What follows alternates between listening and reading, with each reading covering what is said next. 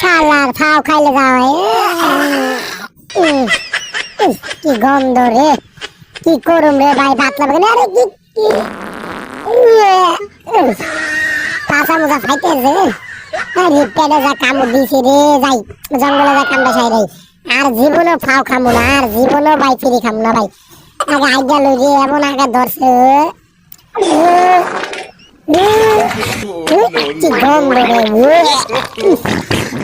কি দেখাইছে রে, কি কাঁচের গন্ধ, কি গন্ধ রে, জীবনে খামু।